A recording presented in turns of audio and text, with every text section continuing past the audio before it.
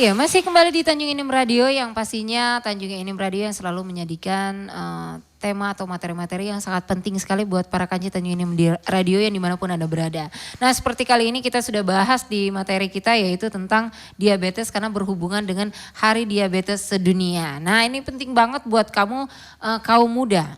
Kalau kaum tua mungkin mereka sudah merasa diri mereka, oh ada kekurangan di sini-sini. Dan kalian anak muda nih yang banyak sekali yang melupakan bahwa Anda memiliki faktor genetik diabetes. Nah buruan ya untuk cek ke dokter, mulailah peduli dengan diri kalian sendiri. Nah seperti tadi ya Umi ya udah kita banyak sekali bahas bagaimana dan seperti apa diabetes itu. Monggo Umi silakan dilanjutkan bagaimana cara kita mengatasi diabetes mellitus ini sendiri. Oke, mungkin yang tadi sudah disebutkan, yang sudah tahu dia diabetes mellitus, cara mengatasinya tetap kontrol. Ya, tetap kontrol secara ya. rutin. Secara rutin ke Posbindu maupun ke puskesmas atau ke vaskes kesehatan yang dia punya. Seperti BPJS tingkat satunya di mana. Nah, sedikit, saya potong sedikit. Dari tadi kita dengar Posbindu, yang setahu kita tuh kaum umum Posbindu, oh pasti posyandu untuk orang-orang anak balita, pengukuran tiap jangka bulannya. Ini ada pos tersendiri kah? Iya. Jadi Posbindu itu adalah pos pembinaan terpadu. Jadi gitu. Kegiatan Posbindu ini terintegrasi dengan posyandu lansia. Jadi kita kan ada 7 desa dan kelurahan di Lawang Kidul. Nah, setiap 7 desa dan kelurahannya ada semua, ada Posbindu dan lansianya di situ. Jadi seperti di daerah Darmo, Darmo itu ada kita Posbindu yang terintegrasi dengan lansia. Boleh di Desa Darmo. Di Desa Darmo, di kantor Desa Darmo kita pelaksanaannya setiap tanggal 24 setiap bulan. Nah, buat kamu warga Darmo bisa Darmo, nih yang nggak tahu ya ataupun juga ada yang tetangganya perlu diinformasikan. Ini informasi yang sangat penting sekali ya, bukan hanya tempat di mana sih menu makanan yang baru gitu ya. Jadi bisa melakukan seperti ini harusnya ya, betul sekali. Oke. Jadi kita bisa melakukan cek gula darah di Posbindu PTM tersebut. Jadi kalau di Darmo itu di kantor desa terintegrasi dengan kegiatan pos lansia. Dan kebetulan juga di Darmo ini sekaligus dengan posyandu balita. Jadi 3 kegiatan langsung di tanggal 24 bareng. 24 ini ya? Di tanggal 24 setiap bulan. Oh setiap bulannya? Setiap bulan. Jadi ketika tanggal 24 itu bertepatan dengan hari Sabtu, biasanya maju ke tanggal 23. Tetapi ketika tanggal 24 itu bertepatan dengan hari Minggu, mundur di hari Senin. Itu pun sesuai dengan kesepakatan dengan kader Posbindunya di situ. Seperti itu, iya. Jadi bisa diinfokan ke masyarakat sekitarnya ketika ada perubahan jadwal di situ. Nah itu di Darmo, kemudian di Keban Agung. Di Keban Agung ini ada yang terintegrasi dengan lansia, ada yang hanya sekedar lansia saja. Gitu. Jadi di Posbindu yang terintegrasi dengan lansia itu di tanggal 2 dan tanggal 4. Tanggal 2 dan 4 setiap bulannya setiap ya. Bulannya. Di Keban Agung itu di Barak Lestari. Dari Barak Lestari. Di daerah Barak Lestari 1 dan Barak Lestari 2. Jadi bisa memeriksakan gula darah di situ. Untuk pemeriksaan gula darah kebetulan alhamdulillah kita dapat sticknya dari Dinas Kesehatan. Jadi gratis ya? Jadi gratis. Selama persediaan masih ada, kita lakukan pemeriksaan secara gratis.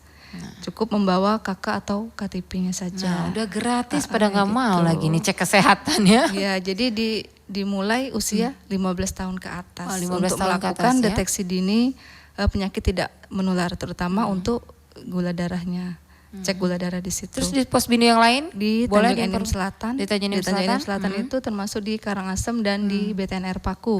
Kalau di Karangasem itu setiap tanggal 13 dan di Air Paku itu setiap tanggal 25. 13 dan bulan. 25 ya. Kalau yang Karangasem itu di balai, ada balai daerah Karangasem. Ada di balainya. Kemudian kalau yang Air Paku di BTN Air Paku itu ada balai juga, balai Air Paku. Di situ. Kemudian Desa Tegalrejo. Desa Tegalrejo juga ada 2 Posbindu di situ. Tanggal 7 dan tanggal 10.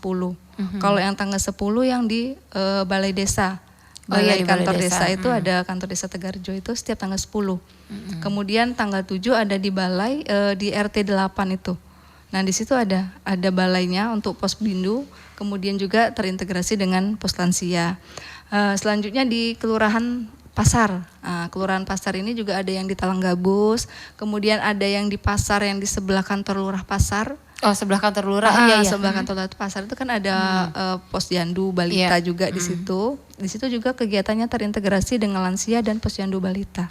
Kemudian di gereja atas. Gereja atas nih yang di deket ada gereja yang Gereja Pentakosta.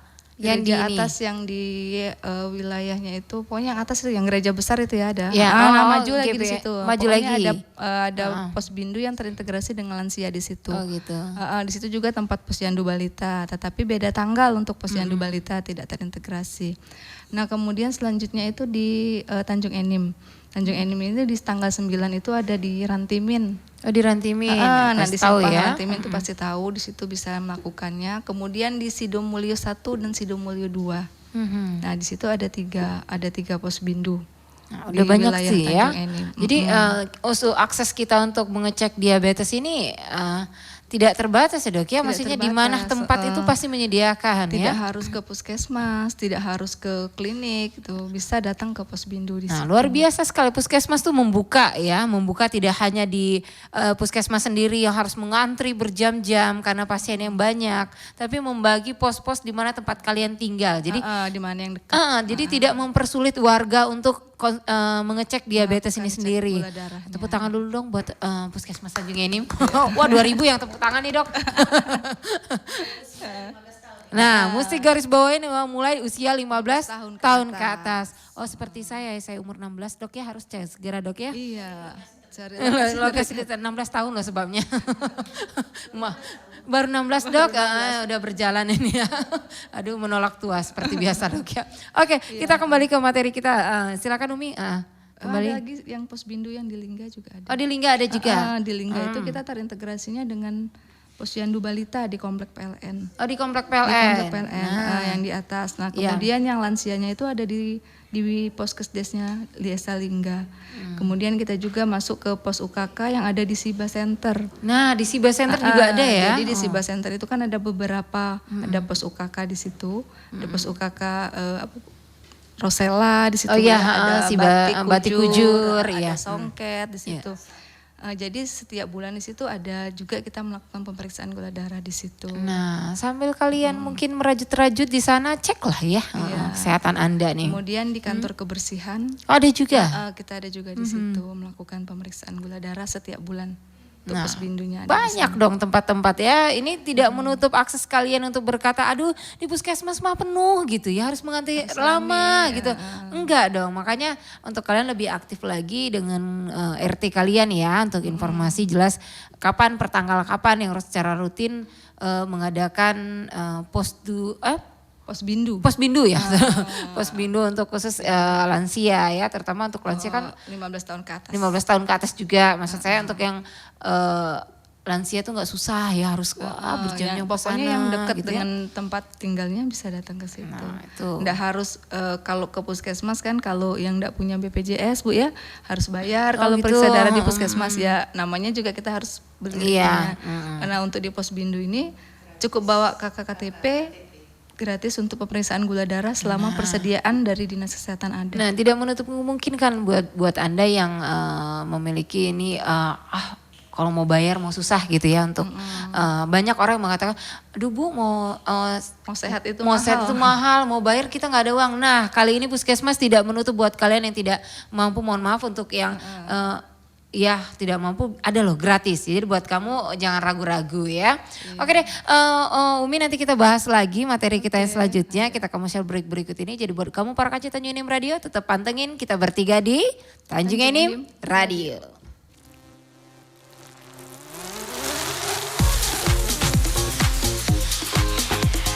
Tanjung Enim Radio. Dari kota tujuan wisata Tanjung Enim. Tanjung Enim Radio.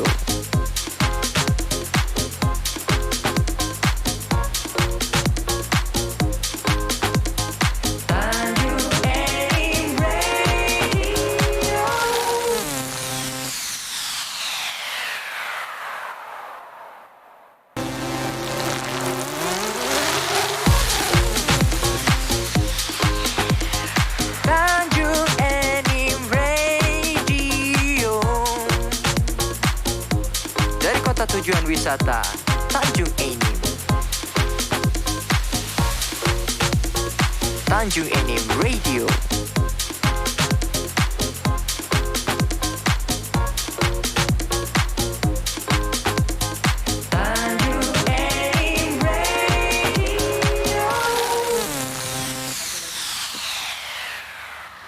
Iya, masih kembali di Tanjung Enim Radio dari Gedung Sebraguna Bukit Asam Tanjung Enim pastinya yang selalu menyiarkan informasi-informasi penting seperti kali ini ya. Tadi udah dibahas masalah diabetes dan penyebabnya apa.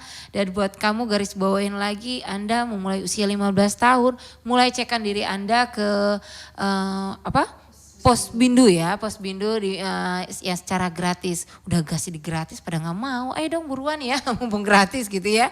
Iya, baik nih Umiati tadi udah bahas masalah penyebabnya juga, terus berapa persentase yang sudah disinikan. Ada nggak tips buat orang, karena kan kita yang faktor genetik tidak bisa diubah, ada tadi bisa diubah dan tidak bisa diubah.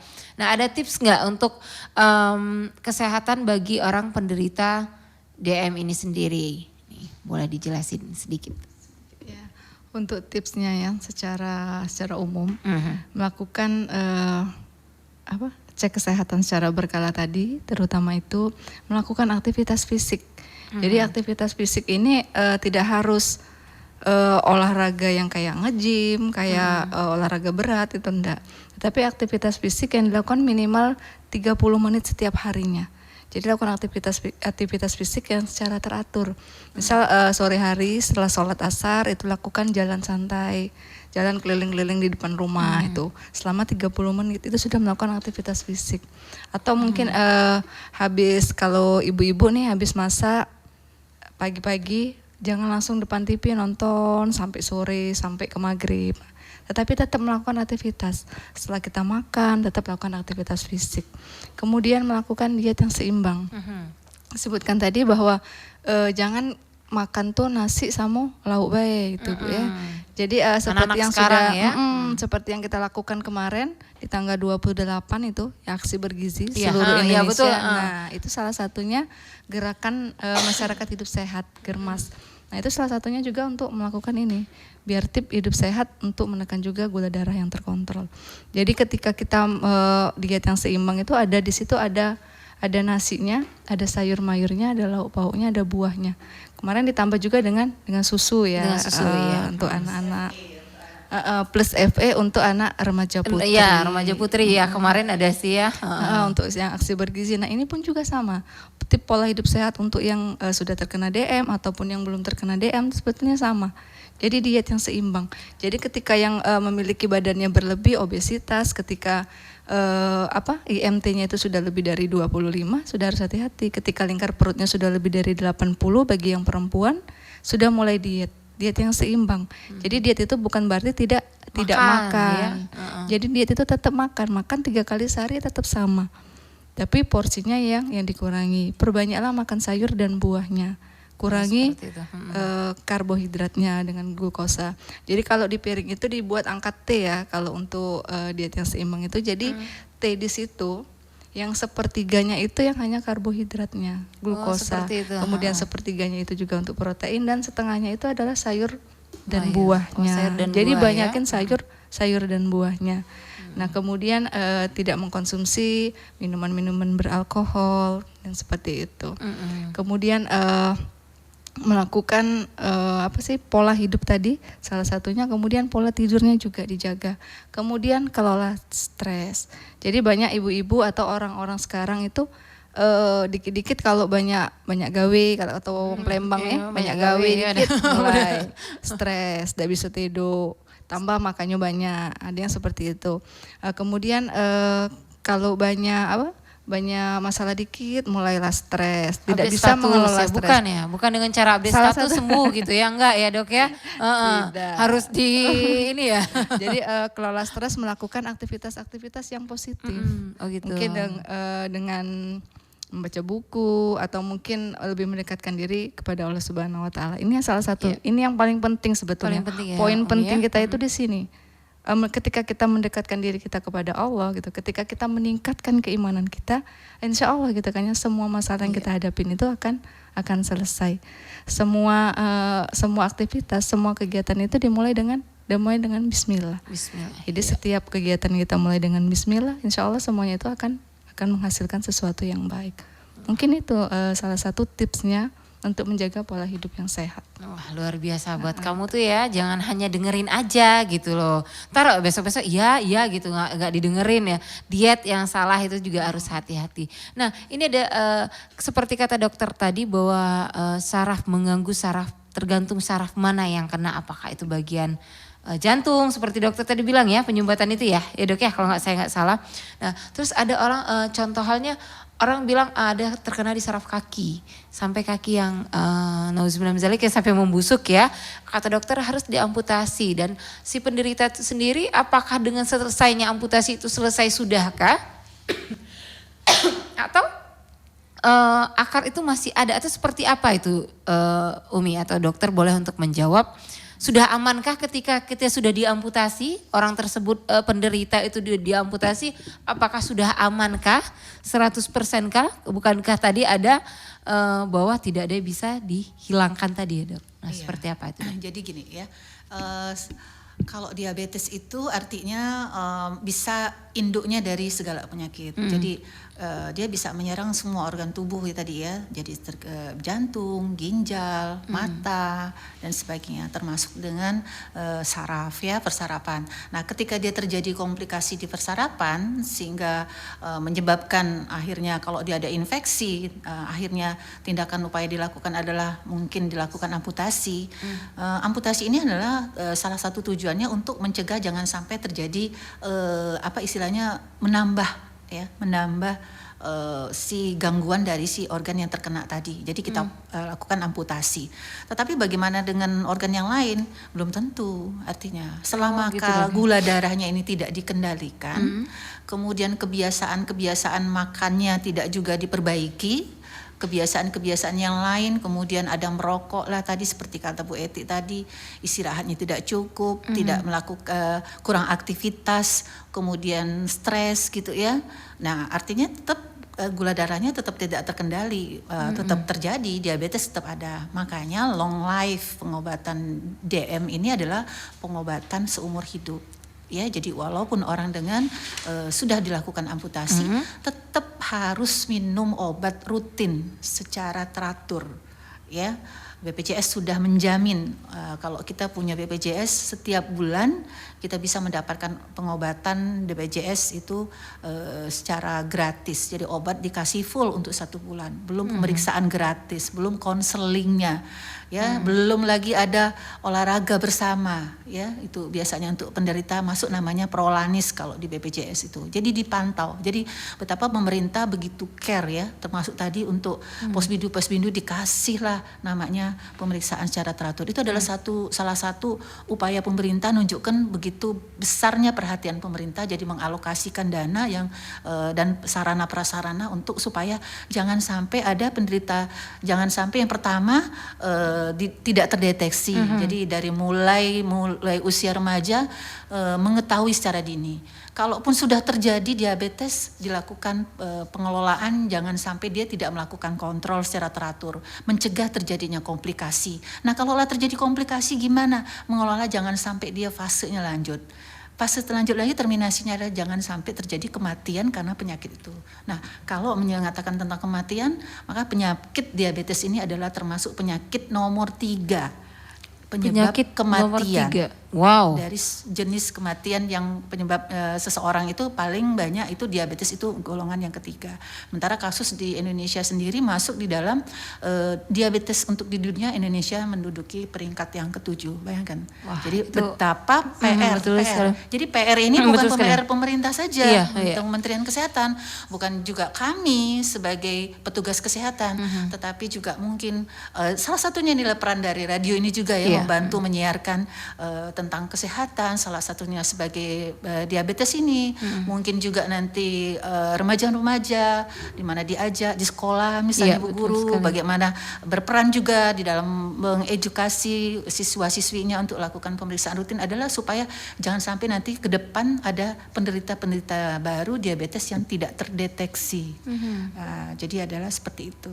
Lebih baik mencegah ya kita ya, lebih mengetahui secara dini. Terkadang orang banyak tidak menerima. Oh saya tidak nih, ya ada yang seperti itu ya Dok ya. Mungkin saya tidak tahu pengalaman dokter yang saya pernah dengar itu.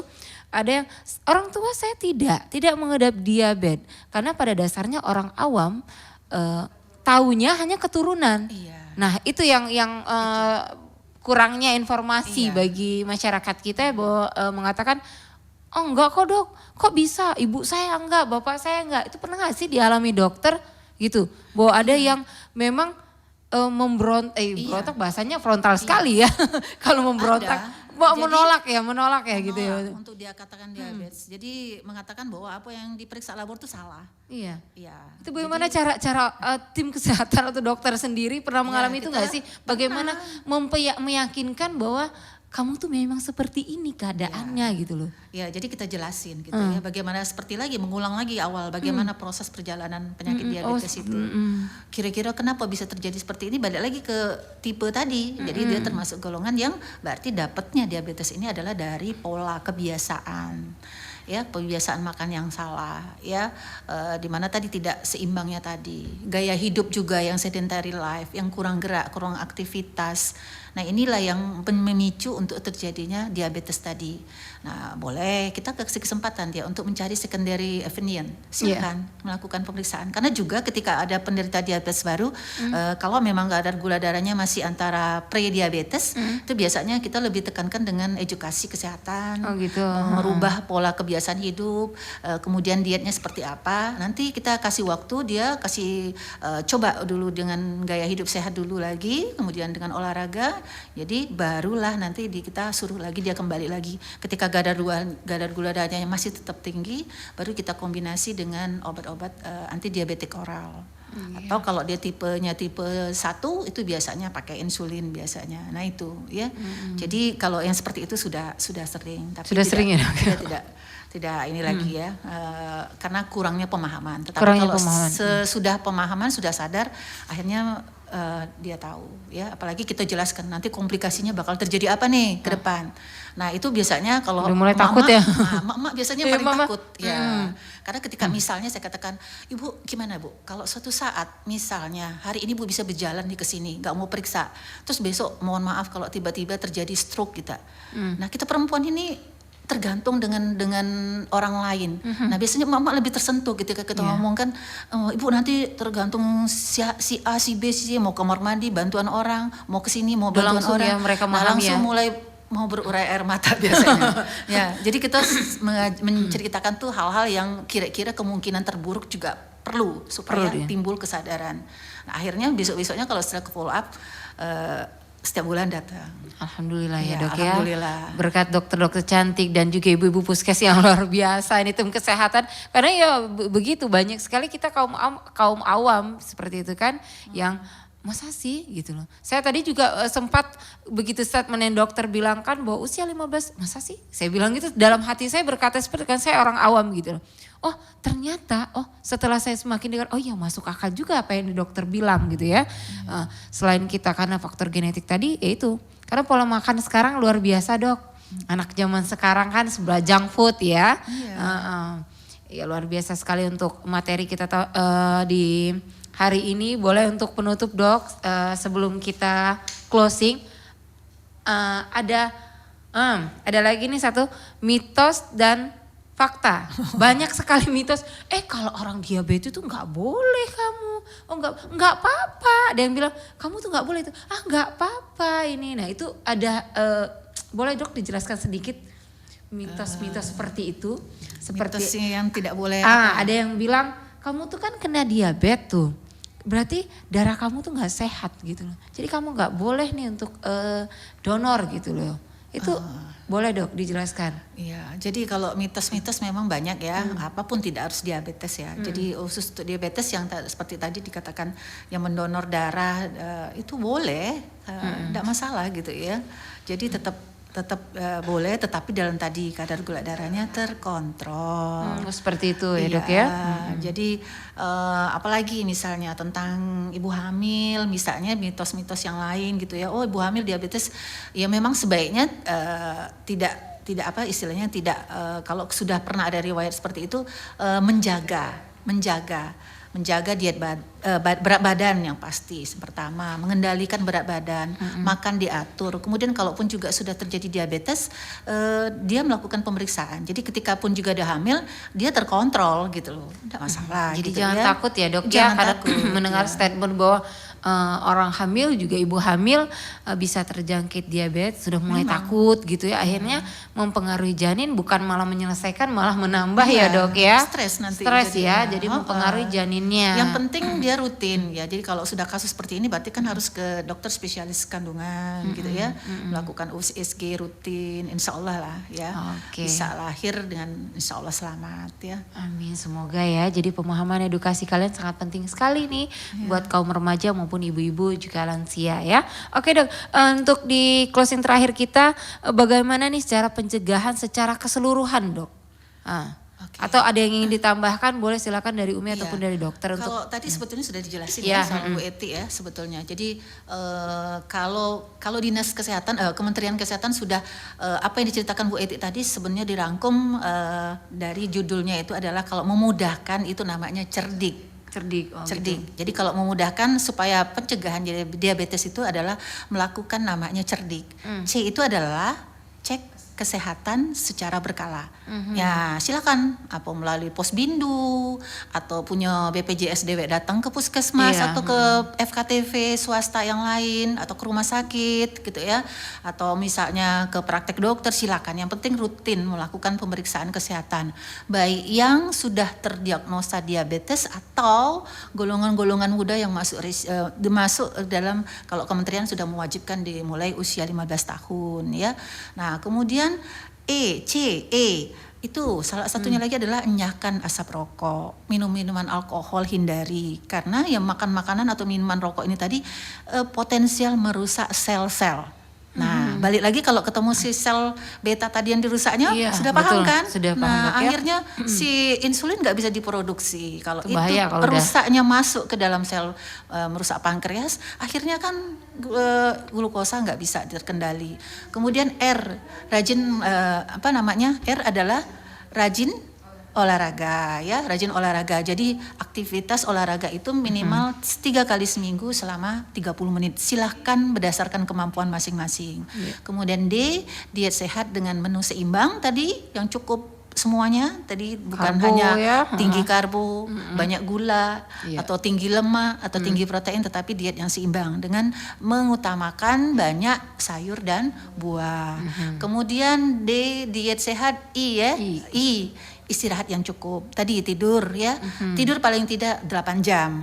Nah, kebiasaan Indonesia kan kurang dari itu. Ada 5 jam. Ada 5 jam, bahkan ada 3 jam gitu ya. Ada yang enggak tidur ya. Ada yang tidur, itu yang lagi galau itu Dok biasanya. Kalau nggak tidur tuh yang lagi galau gitu. Lagi galau kan enggak tidur, dengarkan musik gitu ya. Nah, itu kan mempengaruhi gitu ya. Memicu akhirnya sel-sel kita akhirnya terganggu. Kemudian yang terakhir adalah K, kelola stres. Jadi stres itu harus dikelola ya Dok ya? Tidak perlu untuk pusing dah ya.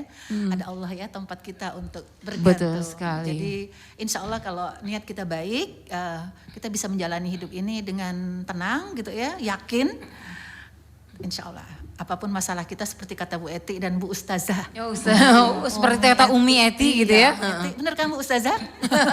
Bahwa ketika K ini tadi kita lakukan, insya Allah lah ya. Jadi penyakit-penyakit yang muncul dari stres tadi akhirnya banyak. Jadi nama penyakitnya adalah psikosomatis, penyakit yang sumbernya dari psikis jiwa akhirnya muncul jadi soma badan.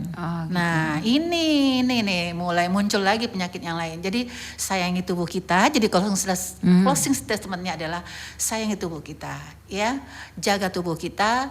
Jadi beri kesempatan untuk tubuh kita ini adalah untuk sehat gitu ya. Nikmati hidup ini ya dengan rajin melakukan pemeriksaan kesehatan, jangan stres, jangan merokok, jangan minum alkohol, diet yang seimbang, olahraga yang cukup. Dan sekian. Stop kegalauan ya. Stop galau.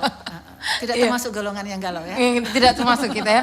Oke deh, luar biasa sekali di sore hari ini perbincangan kita dengan materi yang penyakit diabetes yang kita harus mengetahui bagaimana kondisi dan bagaimana penyebab dan bagaimana solusinya kita ke depan nantinya. Jadi buat kamu makasih bangetnya di dokter cantik, dokter Maisara dan ada Umi Eti yang cantik, ada soleha banget kalau lihat Umi ya. Ustazah. Ya pantesan redup hati katanya. Kalau ngomong sejuk gitu sejuk, kalau dokter Maisara crunchy, crush gitu ya kalau ngomong itu ya, saking riangnya dokter satu ini ya. Oke, terima kasih banget nih kadarnya di Tanjung Enim Radio. Insya Allah apa yang disampaikan tadi bisa bermanfaat buat para kanci Tanjung Enim di radio. Nah buat kamu para kanci Tanjung Enim Radio, itulah tadi materi kita di hari ini, hari Selasa 15 November 2022. Feni pamit dari ruang dengar Anda, sampai jumpa di lain kesempatan. Akhir kata, wassalamualaikum warahmatullahi wabarakatuh. See you, bye-bye.